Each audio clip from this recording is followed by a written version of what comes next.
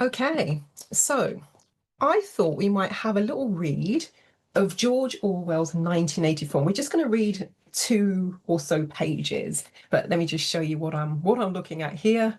So, George Orwell, 1984. So this is what we're looking at. So I was just having a very quick look, and there are some words that just immediately jumped out. So we're going to start from this point on page number 5. Here we go. Big Brother is watching you. Now that's in capital letters. The caption beneath it ran: Inside the flat, a fruity voice was reading out a list of figures which had something to do with the production of pig iron. The voice came from an oblong metal plaque, like a dulled mirror, which formed part of the surface on the right-hand wall. Winston turned a switch, and the voice sank somewhat, though the words were still distinguishable. The instrument, the telescreen, it was called, could be dimmed, but there was no way of shutting it off completely. He moved over to the window, a smallish, frail figure. The meagreness of his body merely emphasized the blue overalls, which were the uniform of the party. His hair was very fair. His face was naturally sanguine, his skin roughened by coarse soap and blunt razor blades. And the cold winter that had just ended. Outside, even though the shut window pane, the world, even through the shut window pane, the world looked cold. Down the street, in the eddies of the wind, were whirling dust and torn paper into spirals. And though the sun was shining and the sky a harsh blue, there seemed to be no colour in anything, except the posters that were plastered everywhere. The black, moustached face gazed down from every commanding corner. There was one on the front of a house immediately opposite. Big Brother is watching you, the caption said, while the dark eyes looked deep into Winston's own. Down at street level, another poster, torn at the corner, flapped fitfully in the wind, alternatively covering and uncovering the single word, Ingsoc. In the far distance, a helicopter skimmed down between the roofs, hovered for an instant like a blue bottle, and darted away again with a curving flight. It was the police patrol snooping into people's windows. The patrols did not matter, however. Only the thought police mattered. Behind Winston's back, the voice from the telescreen was still babbling away about pig iron and the overfulfillment of the 9th three-year plan. The telescreen received and transmitted simultaneously. Any sound that Winston made above the level of a very low whisper would be picked up by it. Moreover, so long as he remained within the field of vision, which the metal plaque commanded, he could be seen as well as heard.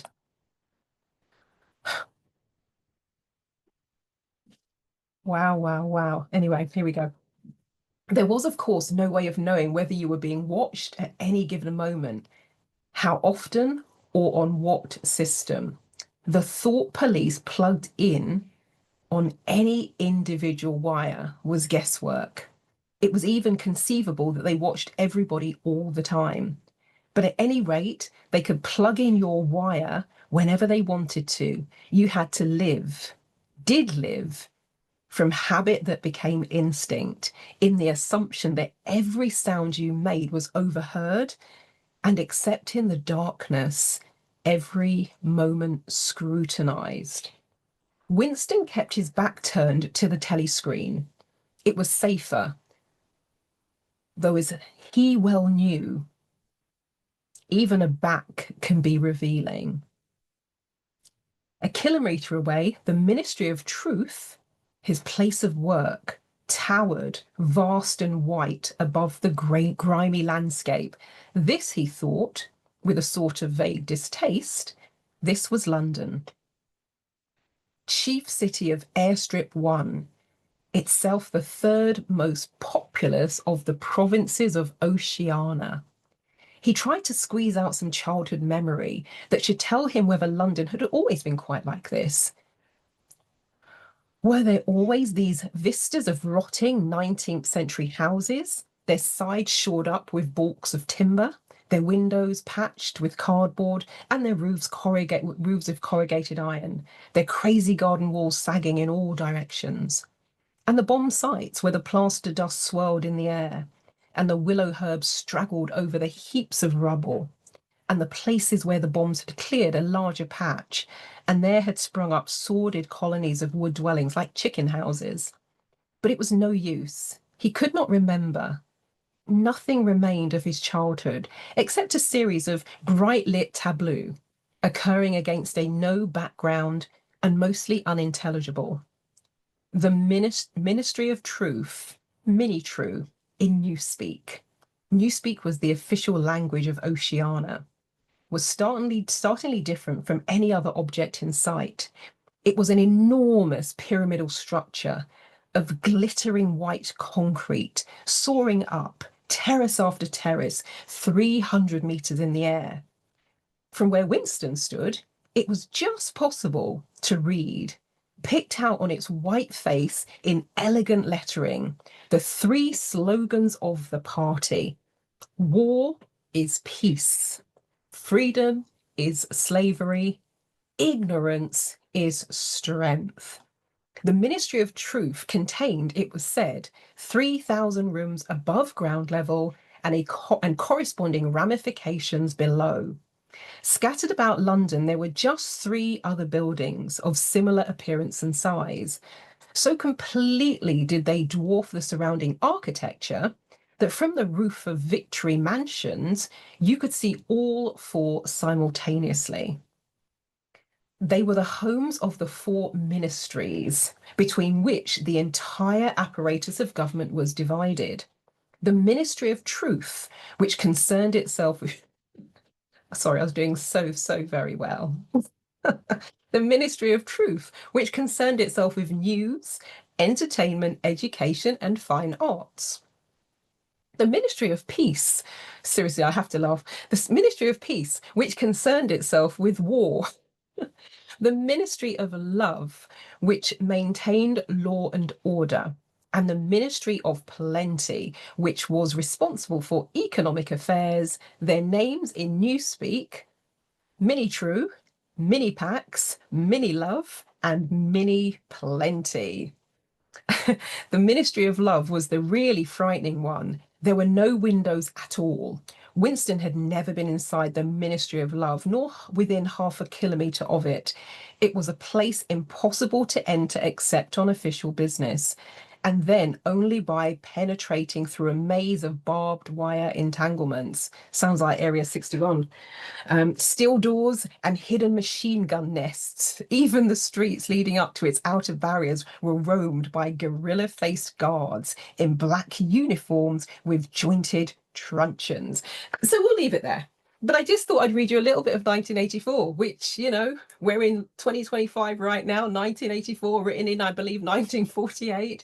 Sounds very reminiscent of what is happening today in this day and age. And I just want to kind of take you back to a few things which I found quite interesting. Now, when I first got into NLP, neuro-linguistic programming, I became fascinated by language and the impact and power of language. And I'm a hypnotherapist as well, etc.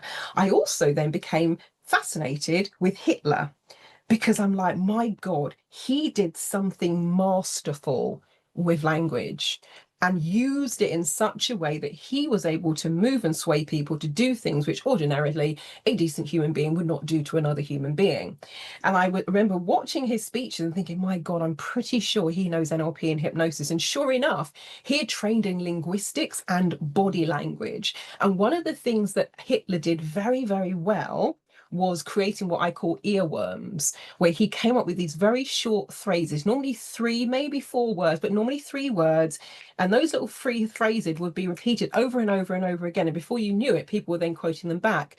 So when I saw this, war is peace, freedom is slavery, ignorance is strength, it reminded me of some of the 3-word mantras that we had a few years ago. The first one started around the end of 2020 and beginning of 2021. Can anybody guess and remember what that little phrase is and was? It still gets used now. So war is peace, freedom is slavery, ignorance is strength, safe and effective. Stay home, save life. Now that one was four. That was Boris Johnson. He was standing on, I remember him standing on the podium behind the black and yellow chevrons. And I remember watching that back in the early days in March 2020. And I saw Boris come out. I was like, oh my God, they're really going for it with the chevrons, because those are ingrained in our brain to mean, well, here in the UK at least, road signs, and they're to mean danger, you know, caution. So he's standing with these black and yellow chevrons and telling you, don't kill grandma, stay at home, save lives. And then the mantra comes, safe and effective. So we're seeing that sort of replayed out here as well. I know this is only a book, a work of fiction, but Hitler was a real living, breathing human being. And he came up with several of these phrases. Now, I'm not going to include those phrases because this is the easiest way for somebody to come and say you're anti-Semitic, get you booted off a platform, get you thrown out of Parliament, get you thrown out of a job. So you can go and do your own research on that front. I'm just drawing the parallels that I saw when, God, it would have been, I don't know, 23, 24 years ago. I went back and I started having a look at what is it that Hitler was doing? How did he do that? So it's just very interesting to see it here. Now, when they're talking about these wires and this box, this thing that is the all-seeing and all-knowing, in the time that this book was written, people weren't walking around with mobile phones. There was no Wi-Fi. We don't have, well, they didn't have the tech that we have today, but it sounds very reminiscent of what we have today, because people have got all sorts of things, Siri and, you know, Alexa and all sorts of stuff that is always listening, always watching, always feeding back and forth. So to read it here, it actually sounds as though, and when did the first mobile phones come out? Probably around 1984. So it was really reminiscent to listen to all of this and see how it parallels with where we are today. And what's also interesting for those of us in the United Kingdom, England, some of you might know it as, they are currently, and I say they, the government, central government, are currently going for a unitary council approach. For me, that means more centralization, because rather than having to contend with several councils who can actually stand up for themselves and saying, actually, no, we don't want to do that. When you're unitary, so there's just one or two of you, there's that direct control line, and all you need to do is infiltrate one or two of those and you will get your way. It's like having a mass majority. So that's interesting that they're talking about these four ministries. The UK is currently going for the unitary. Also interesting, he's talking really, this is this character, Winston, is talking about digital surveillance. Now, for us in the UK, currently what's coming up to roost is one of the things that I said in March 2020. The date was Friday, the 13th of March, 2020. I remember it well because it was a very distinct day. I was up at something like 4:30 in the morning because I was on the BBC This Is Money show at 5 a.m. Something ridiculous like that, talking about remote working, because the world was just starting to figure out how they're going to deal with this thing that had been released, you know, the COVID-19. And working at home or not traveling as much was one of the things that was being talked about. So I was on talking about remote working because that's been one of my specialist subjects since March 2003. One of the things I said on that day, and I don't think the commentators fully believed what I was saying, but I said, once people start working from home and working remotely, they will not want to go back into the office full time. Organizations will struggle to get people back into the office 5 days a week. I said that on Friday, the 13th of March, 2020. So we hadn't gone into lockdown yet, because that day I was going into London to attend a workshop, which was run by Daniel Priestley. It was in Kensington. So we were still going back and forth. It was quieter, yes, but it wasn't shut down yet. So I was saying this before the world had started working remotely. What happened 12 to 18 months later? There was this thing called, what was it called? The Great Resignation, where people were resigning from their jobs if they were being forced to go back into the office 5 days a week, which is exactly what I said on Friday, the 13th of March, 2020. There were other conversations I had. I had a conversation with a very good friend on that day as well. I won't say her name because she might not want to be named on this video, because she's not as, how can we say, not as activity resistance minded in a public way as I am. We agree, but she's not out in the public domain like I am. So I said to her that what's coming, my exact words were, I said, what's coming is a land grab.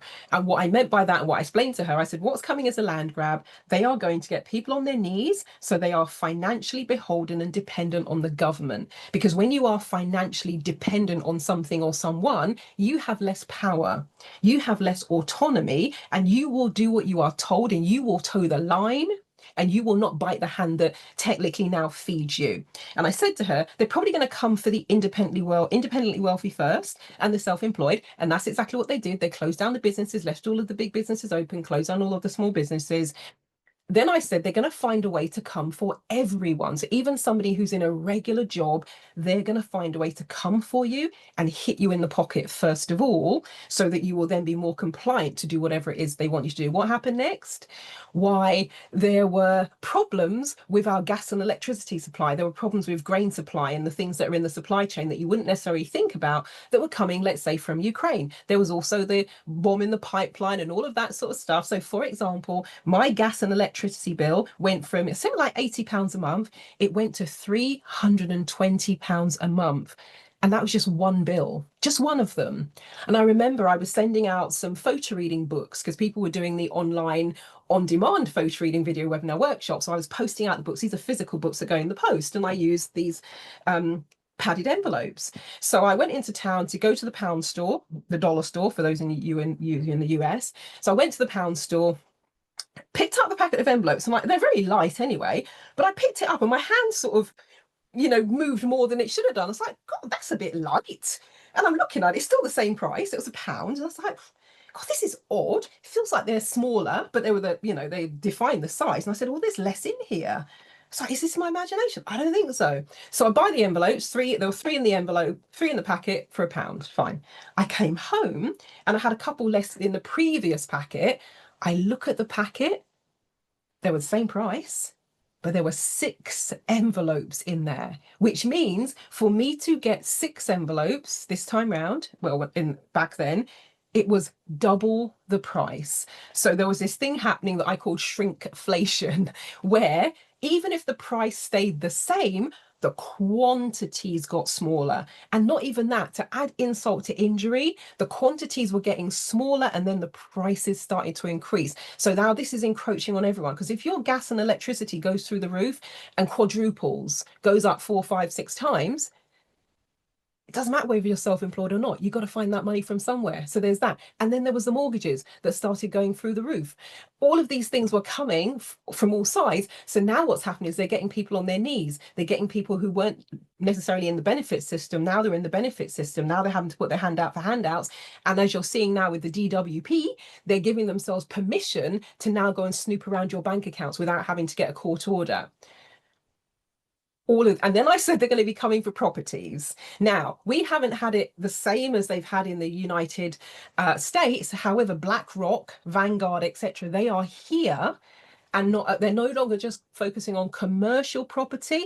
They're also focusing on individual properties as well. There were so many things. And every single thing I said, including saying all of this is going to start leading up to the central bank digital currency, which will be partially reliant on the digital ID. Now, when I said this 5 years ago, I was called a tinfoil hat wearing anti-vaxxer, far right, you name it. There are things I can't and won't say on camera because it will get my account shut down. But I had colleagues calling me on the old dog and bone telephone to tell me how disappointed they were in what I was saying. I had clients distance themselves and sling into the background because, of course, you don't want to be associated with someone who's a tinfoil hat wearing far right anti-vaxxer, blah, blah, blah. I even had really good friends, lost some good friends. One of them told me to shut the F up because no one was forced to take the medical industrial complex pharmaceutical intervention. I begged to differ because I said, look, when somebody's saying no job, no jab, that's not necessarily a free will choice. That feels more like coercion to me. Now, don't get me wrong, that person still could have said no, but now we're back to square one, where if you've got no job and you're not independently wealthy, and you require your salary and your income to keep a roof over your head. Well, now we're back to set one where you're going to be on your knees, beholden to the police circle, and have some more to the government. It's just crazy. So many people are now waking up to the fact that things that I said, and the few little handful of people like me who were speaking about this 5.5 years ago, because that's what it is. We're now in October 2025. I ran a webinar in March 2020 talking about face masks. And I brought someone in who has a PhD in immunology. She is a scientist. She is a PhD. Her specialist is immunology. She's got a couple of specialisms. She's also a nurse practitioner. I thought, I know what I think as a layperson breathing in the same old dirt through a piece of cloth, but I thought, let me bring someone who's got a PhD in immunology and hematology, as in the blood as well. Let me bring her in. So we ran a webinar together in March 2020 talking about the potential dangers of wearing the kind of face mask that we would be encouraged to wear, because you're breathing that right into your respiratory system. There were very few people back then speaking out. Now there's a whole plethora of them. You go onto YouTube and these people have got millions of followers and tens of thousands of comments the minute they put a video up. But it was largely silent in March 2020. We were a lone chorus. I was one of the only people that I know of who was saying things out loud. There might be one or two people murmuring in the background, but there were not many people saying this out loud. So now that people are waking up to the tyranny that is the digital ideas that is being proposed to us, you can probably bet your bottom dollar that central bank digital currency isn't far behind. Some of you may recall I put a survey out a few years ago. It's probably had, I don't know, 50 or 60 signatures. It was talking about the dangers of the cashless society. Now, I was coming at it from the perspective of the work that I started to do in October 2000, working with mainly women. I'm not saying that men are not battered in relationships as well. It just so happens that I was the majority of my clients for that particular strand of my work. When I was doing relationship coaching, 80% of my clients were men, but in the genre of battered women, it was women. I was battered, people battered in relationships, being beaten up, being abused. And one of the things I always said to them was, keep a stash of cash so that if and when you need to, you can move in stealth, which means you're not leaving an audit trail behind you. Nowadays, to get on a train, I remember being at one of the big stations in London. I'm walking around with my money. I'm going to the machines. I can't see the slot for the money. I'm like, am I losing my mind? So I went to the help desk. I said, I can't see where to put my money. And he said, oh, they're card only. I said, well, I want to pay cash. Oh, this is the truth. He said, oh, there's somebody walking around with they got those machines they use on the train if you haven't purchased a ticket. I said, well, where are they? Because my train was like going in 5 minutes. I said, where are they? And he said, oh, they're somewhere here. I'm like, you've got to be kidding me. So that ticket that I bought, it told you which station I bought it at. I then got onto the train that day, sat down. So, okay, at least I made it. All that faffing about. Couldn't find the person who could take the cash. And I couldn't get through the barriers without a ticket. Sit on the train, I don't know, I was on my way to Peterborough. 15 to 20 minutes later, person comes down with a trolley, selling stuff. And there's a woman on the train with a suitcase. It looked like it could have had several bodies in it. And she struggled on, and the man sort of, helped her shove it into the thing. So she didn't speak much English. She sounded as though she was Eastern European. Person went past saying, any drinks, any snacks, any teas, any coffees? And I said, no, I'm fine, thank you. Gets to the woman who's sitting 3 seats in front of me. She says, water, please, water. So the woman goes to hand her the water. The passenger hands cash, and the woman behind the trolley almost like reels back as though she's been handed kryptonite and she's a cousin of Superman. And she says, oh no, we can't take cash. And the woman looks distraught because she said, I don't have a card. I only have this. I only have this. I only have this.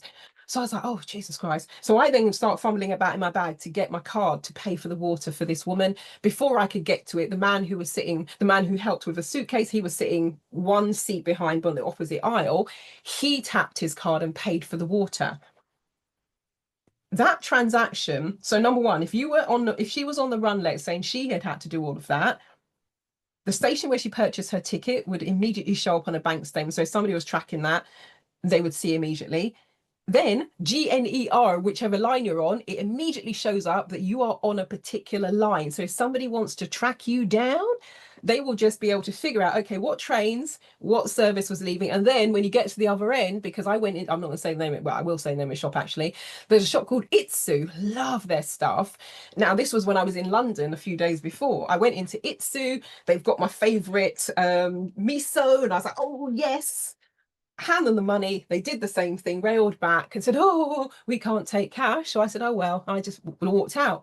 However, had I put that on my card, let's say I get to the end of my destination thinking I'm moving in stealth, I then go in and that's one of the only places where you can get something to eat. It would then say Itsu King's Cross, because that's what it said on my receipt. That's what it says on your receipt. It tells you where you are.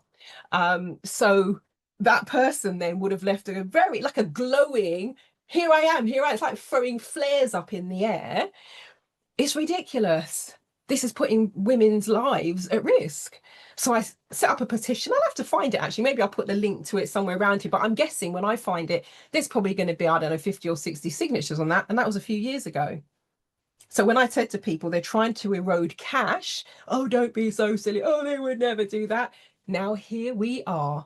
I'm pretty sure all of you can think of establishments and places and shops and restaurants that are card only and that want you to scan a QR code when you sit down at the table.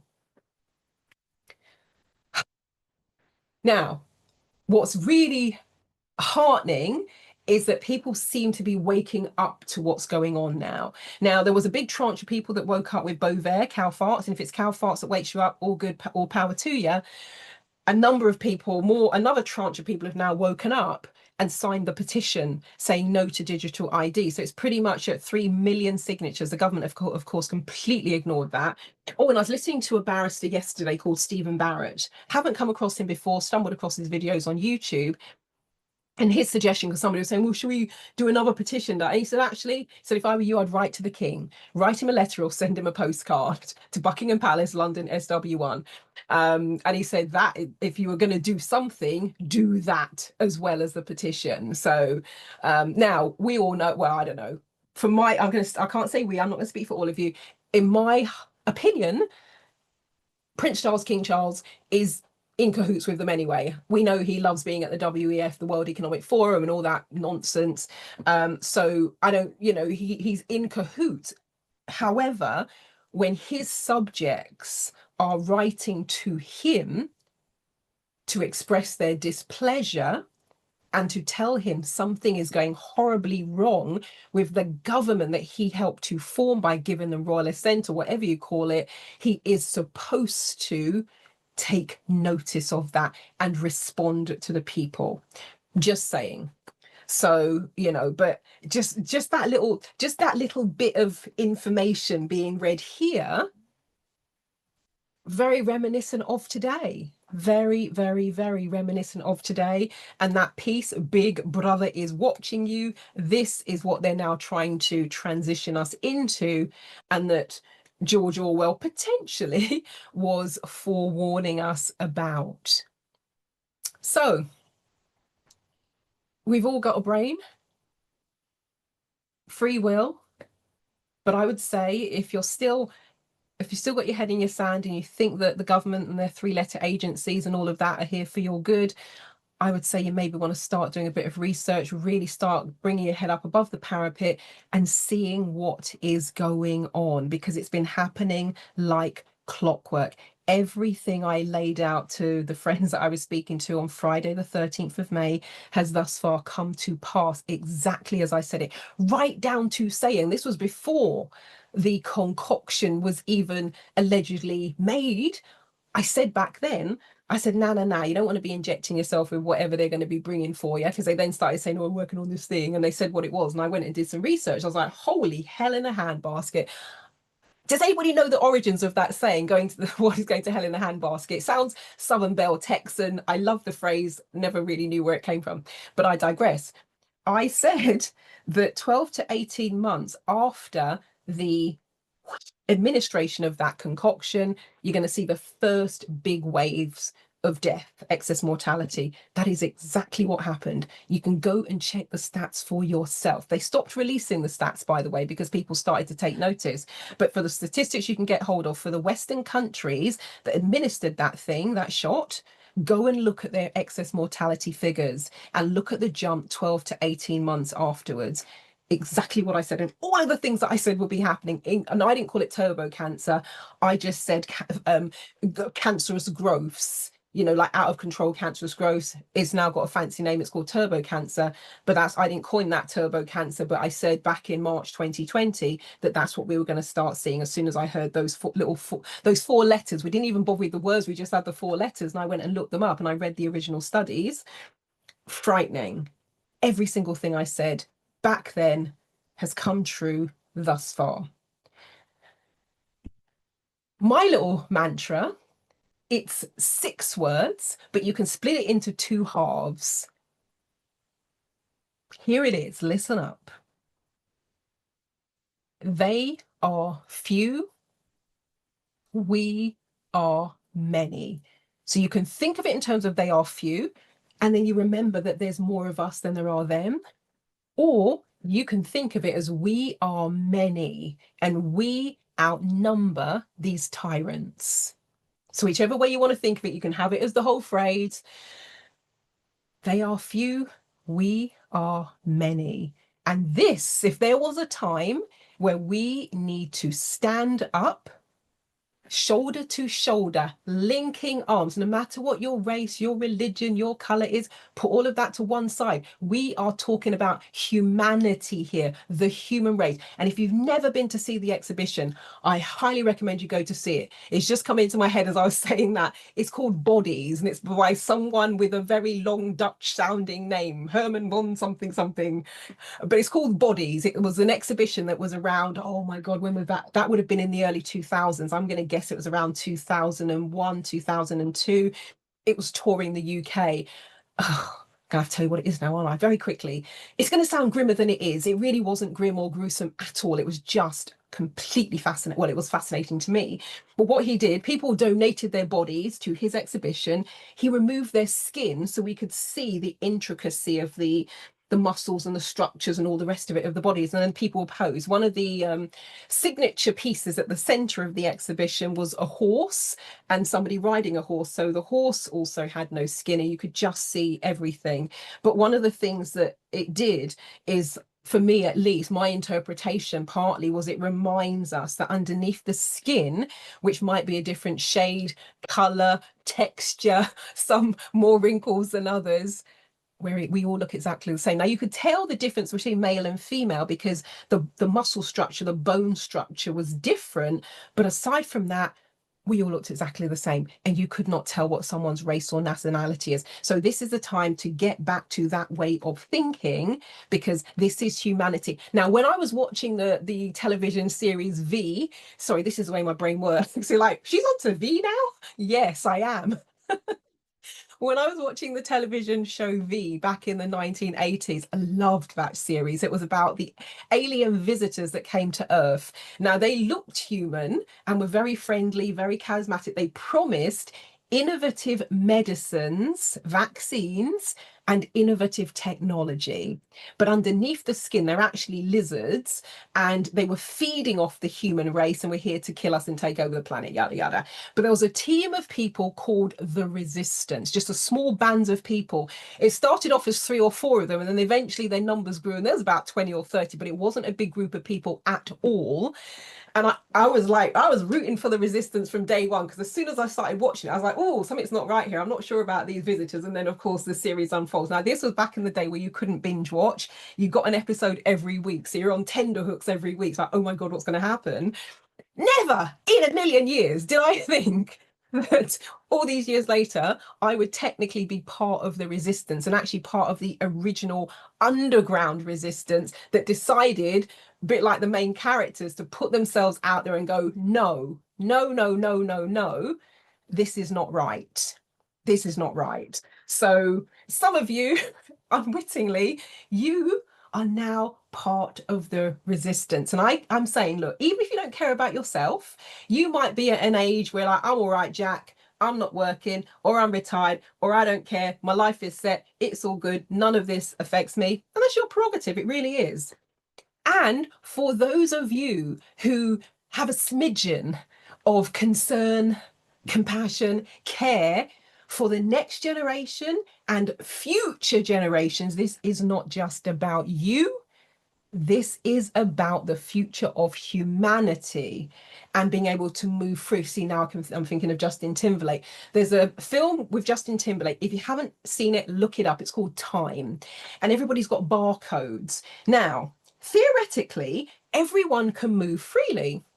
However, depending on your level of wealth and social standing, you've only got so much juice on your barcode. So let's say, for example, you want to go somewhere that is 5 miles away, but you've only got 4.5 miles worth of time juice on your barcode. What that means is you could go there, but if you don't get back in time, when your barcode runs out, you just drop down dead. And it's like, whoa. And so there was a black market in trading barcodes, and the WEF, World Economic Forum, and the WHO and all that, they were actually talking about the fact very happily. They were really excited about it, saying, with the carbon credits, if people are in poverty and they're not going to be traveling, they could sell their carbon credits to the wealthy. That meme with John Travolta where he's like, when I heard them say that, I'm like, did they just say what I think they said? That is reminiscent of that movie with Justin Timberlake called Time, where if you run out, so it's not that you were restricted from going to these luxurious places, it's just that they were too far away. You didn't have enough time on your barcode, but you could trade time with someone and they could buy some time off of you. But again, you can't be hanging around. You've got to get back sharpish. Otherwise, boom, you run out of juice and you're gone. And that's the kind of world we're looking at now. Because when you look at the Chinese surveillance system, I remember watching a news media piece, and the person is smiling and saying, "Oh yes, I can't travel because they're trying to go through the barriers at a train station. They couldn't travel because they hadn't been a good citizen." And they were smiling while they said it because they'd said something that the government didn't like, and so the government had switched off their ability to travel. And they're smiling as they say, "Oh yes, I haven't been a good citizen." This is what could happen with you. We already saw a little smidgen of that in 2021, 22 with the vaccine passes. No jab, no job. No jab, no travel. No jab, no car. If you can't show your papers, you're not allowed into these particular establishments. There are even people in the United States being denied medical treatments because they didn't take a new novel gene therapy medical treatment that potentially could kill them in order to have the treatment that would save them. This, my friends, is the height of the madness, and we've seen it already. We've also seen a little bit of a taster of what happens not in China, but in Canada, when Justin Trudeau did not like that people were supporting the Canadian truckers on their peaceful protest. What did he do? I shall leave a gap while I have some water. You fill in the gap, put it in the chat. Do you remember what he did?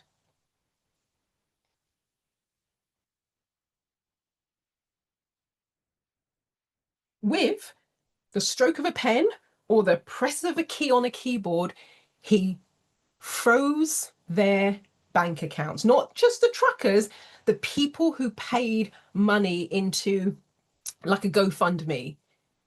He found all those people who thought they were just doing their little bit, making a donation. No, no, no. We're back to Big Brother. Immediately, their bank accounts were frozen because they supported the truckers. And what was really interesting about the truckers, I was on part of that journey, not in Canada, I was here in Watford, but many of the truckers were wearing GoPros, or they had cameras on their dashboard, and then they would do these live streams where they would do a pit stop, to refuel, get more food, answer questions, what they were doing, do press conferences. I was with them in the what do you call it, the cabin of the truck, because we're looking through the GoPro, so they're driving and we can see what's ahead. So it's so cool. They were people lining the streets, they were waving their flags, the truckers were beeping the horns, there were people who were blowing horns as well, people were clapping, the truckers were stopping, they were shoveling snow out of the way for people, they were fixing stuff along the way. It was just so glorious to see people coming together. And then I watch the mainstream media news and I'm seeing trouble. And I'm like, well, the truckers weren't even there. There was one point I was like, I don't even think the truckers were there yet. And sure enough, the truckers said, because there was something that happened on some Capitol Hill style place, burning of a flag or something, the truckers were not even there yet. So they were bringing people in to cause a disruption, which, and people who go to protest, I'm pretty sure you know this happens anyway. A contingent comes in. I call it like the busload. They bring a busload of people in to cause trouble, and then that just kind of throws shade on the whole event. So it's a bit like that. But that was very interesting. And while we're on the subject of the news media, I don't know if you've seen that clip. If you haven't seen it, let me know. I'll see if I can find the link for it again. But it was somebody, bless their little cotton socks, had put together this montage. We're back to the COVID vaccine now. And it starts off now. The United States of America is absolutely huge and vast compared to the tiny little UK where I am. And they went across the American news media and found newscasters from different states across America. And then they created this montage where first there's a video that comes on and the newsreader is saying a statement. And then they put a second video. The second video, the newscaster is saying exactly the same thing. And then they put the third video and that person, and then they put the fourth, and before you know, there's like 50 little talking heads on screen. And you know what? They're all saying exactly the same thing because they're all reading the same script. It was word for word. When you see it, I mean, it's ridiculously trancy and it's also really scary. Also really scary. So they were just sitting there reading the autocue, reading the script that they had been given, and they're feeding this information to the public, most of whom were shoveling it in and not even asking a question. They were not engaging any kind of critical thinking. The only kind of critical thing that was happening is they're criticizing people like myself who were going, hold on a minute, this doesn't make any sense. And hold on, you just said that, and now you're saying this, and it's hilarious to watch, but it's scary because these people have ruined lives. They've even taken lives. I'm guessing this is some sort of form of indirect manslaughter, as far as I can see it. Anyway, that's a conversation for another day. And I believe we have been here long enough. So if you're still here, thank you, thank you, thank you for sticking with it. For my little rant, it was going to be the book reading, but I was like, hey, let's see if we can break this down a bit. And you see this thing right here where it says posters, the posters that were plastered everywhere. I remember, see this, seriously, this totally is how my brain works. Where it's like it just makes it's like a mind map in there. And of course I teach mind mapping with the photo reading. But I remember sitting down with Eva Schloss. Now, many of you may have not have heard of Eva Schloss, but you probably heard of her stepsister, Anne Frank. And I sat down with Eva and I said, because she was, you know, similar age to Anne, coming back to where we started, partly with the Hitler and the little mantras, the 3-letter phrases. I said, Eva, how did this happen? And she broke it down for me. I'm like, oh man, oh man, oh man, when are we going to learn the lessons? When are we going to pay attention? These people, when I say these people, I mean the global governments, I mean the medical industrial complex, I mean the pharmaceutical companies, and I mean in part the news media who don't ask questions and they just suck it in and regurgitate it and vomit it back out at us. So that's what, when I say they, this is who I mean. They have been rolling out the same playbook decade in, decade out. And if you go back and look at, let's say, the time of Rockefeller, the use of petroleum, if we go back and look at people like Nikola Tesla, see what happened to people like Nikola Tesla when they were talking about bringing free energy, when they were talking about using frequencies to heal rather than pharmaceuticals. That did not go down well. So if you go back and look at where many of, look at the use of homeopathy and natural therapies, which were big in the Rockefeller times, suddenly they were brought out and sidelined and replaced with the medical industrial complex. And also look at what happens to people who speak up when they see something that isn't right in the medical industrial complex. I've written about Semmelweis loads of times. I do this thing called Wisdom Wednesday. Actually, if I can find it now, the search facility's back, I'll give you a little bit of an insight. It was I think it was so good. And there, when I talk about it, there are still people who don't know anything about it. Let's see. The search facility, if it's going to work for me today, because it's the Facebook have replaced it, but it doesn't always work now. It's a little bit let's see if anything's going to come up, but the basic premise is he discovered that children were dying because surgeons weren't washing their hands. So what he decided to do, he spoke to the surgeon, because surgeons were working on cadavers, as in dead people. I see dead people. No, I don't. Well, maybe sometime.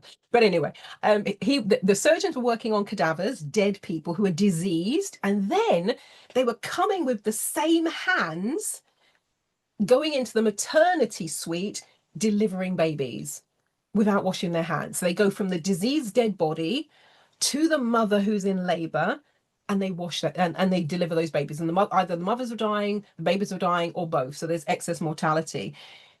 He figured out that if the surgeons would just wash their hands, the death rate would plummet and more women would survive and more babies would survive. You know what happened to him?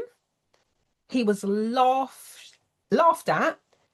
The surgeons were like, who are you to tell us how to do our job? And then he was hounded out, and he died penniless and apparently somewhat mad, as in mental issues, all because he said, wash your hands before you go from the cadaver to the maternity suite. And he was hounded out of his job. And if we just look at what happened in 2020 and 2021, many doctors, surgeons, physicians, not so many GPs, they're a little bit sheepish over here, not many of them spoke up if they even had a clue what was going on.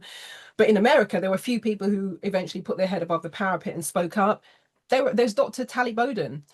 The first I knew of her is I saw a newscast saying she was like doing a newscast saying, well, apparently I've been fired. I didn't even know about it. She saw it on the news that her license had been revoked.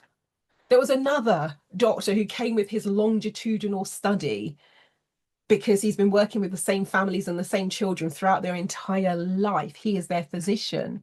And he brought forth the data about the health and the illnesses in two sets of patients.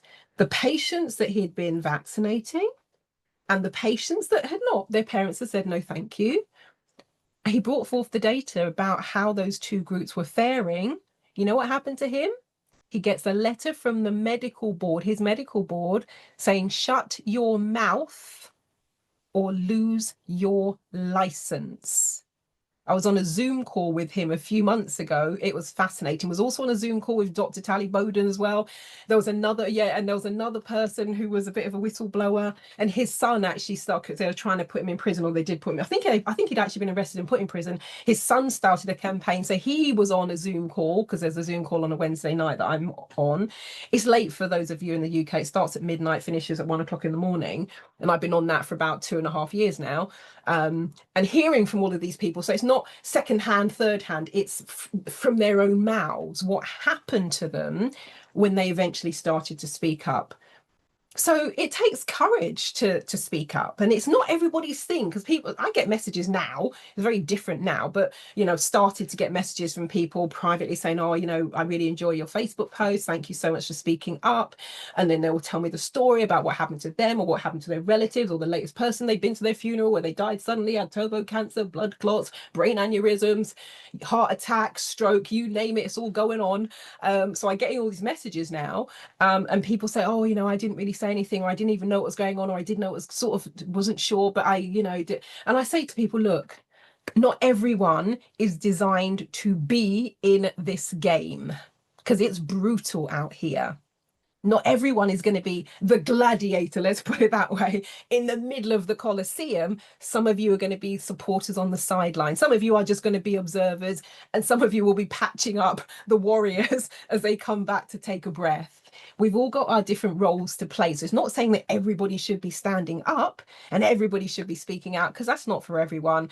And there are people out there who knew exactly what was going on and went along with it because they wanted to keep their job, they wanted to keep a roof over their head, they wanted to keep their children in private school, they wanted to keep the prestige. I get it, because we live in a material world. Who's going to want to throw their career away and be rubbished and laughed out of town and have your license revoked and all of that? It's not for the faint-hearted. So this isn't about saying everyone should be standing up, but do your bit. However you can do your bit, do it. And this time you can do your bit by, let's say, speaking to your MP, getting them to speak on your behalf, maybe writing to the king. Let's see how that goes. Can you imagine 3 million letters and postcards landing at pub?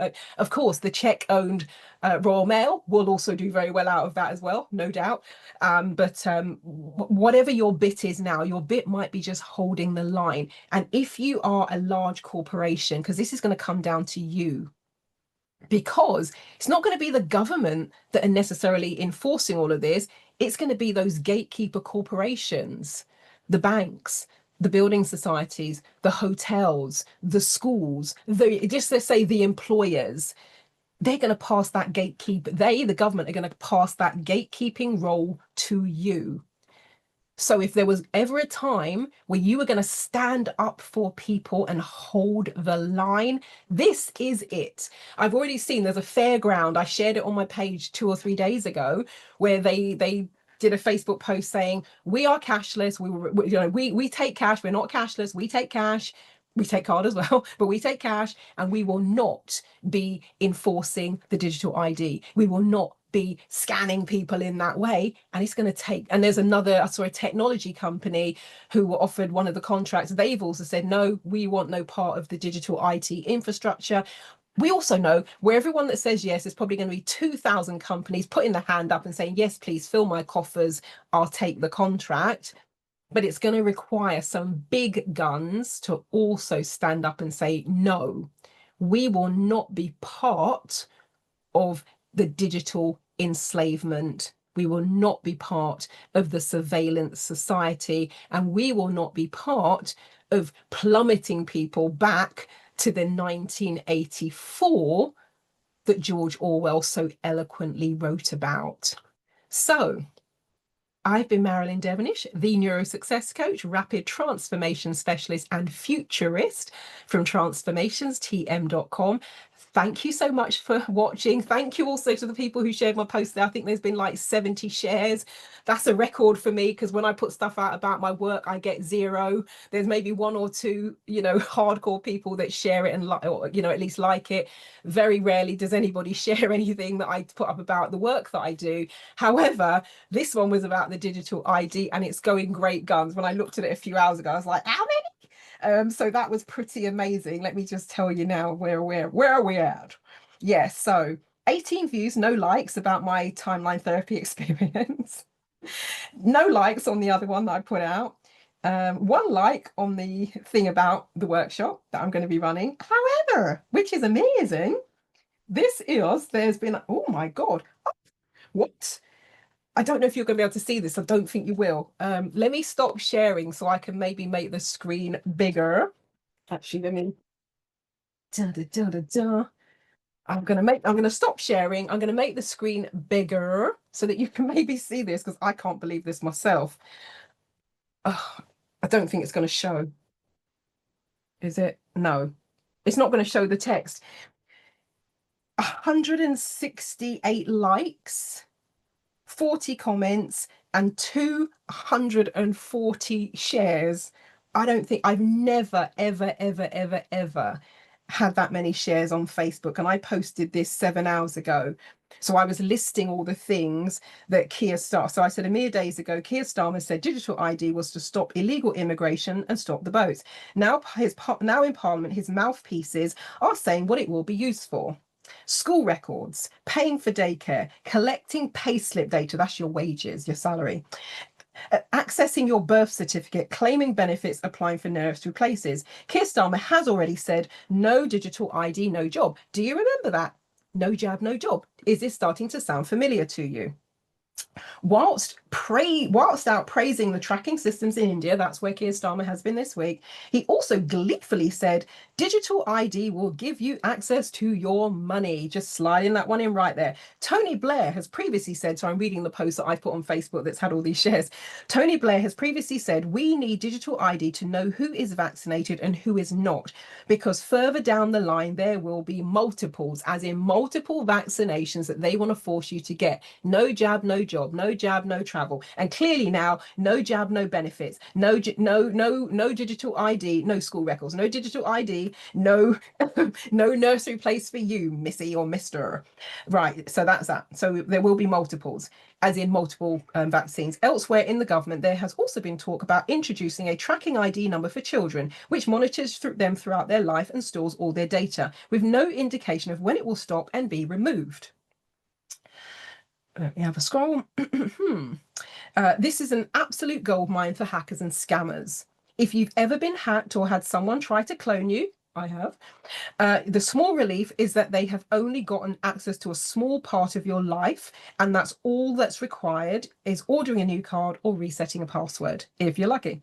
With this, once the hackers and government workers are in, because this also means that people who are working in corporations, people who are working in companies, that could be a fast food joint that now uses digital ID to verify people applying for jobs. That means anybody sitting in that office who has access to those systems can now have access to your digital ID records under the guise of checking, verifying, etc. I didn't say all of that in the post, but that's the backstory. So with this, once the hackers and government workers are in, they will have access to everything. Add to that now being forced to give your biometric data, facial scans, fingerprints, retina scans, and the hackers and scammers have access to your whole life, partition free, because the government has already told us we won't need multiple passwords because everything will be accessible with just one.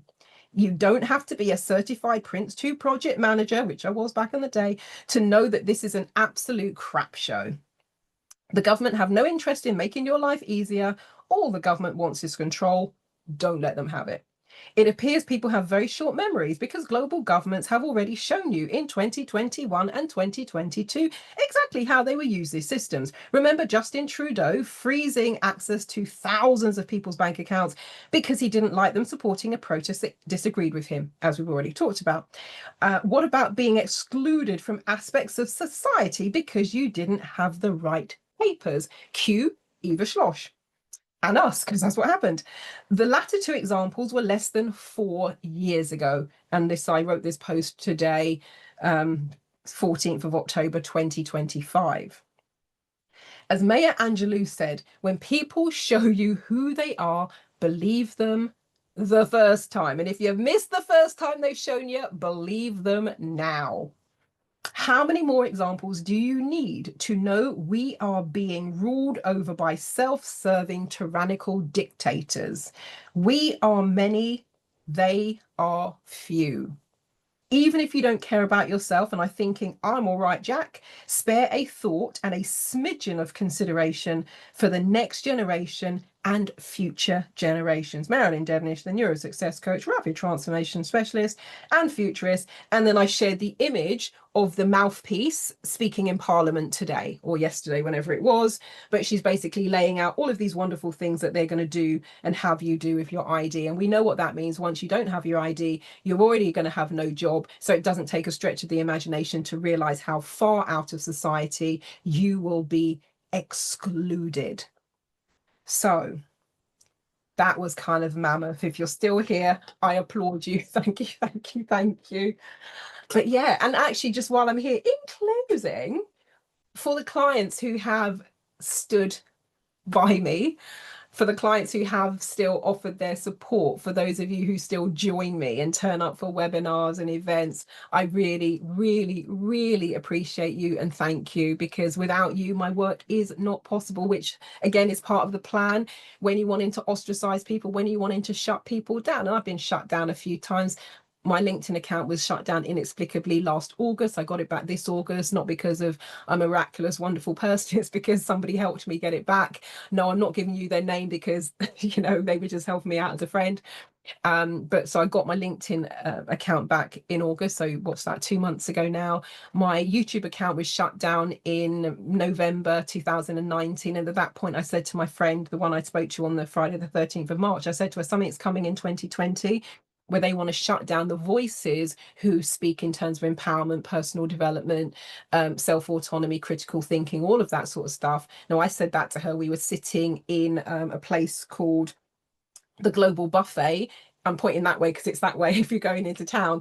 So we were sitting at the Global Buffet having Christmas lunch. It was the lunch on my MBS, my Mind, Body, Spirit and Soul Energy Fest workshop. And I said to her, here's what I think is coming for 2020. Something's going to happen where they're going to start shutting down particular voices. Now, it could have just been a fluke that my account was shut down, because if you look on I don't really use my YouTube account that much. It's more of a holding channel, more so now after seeing how quickly it could be turned off.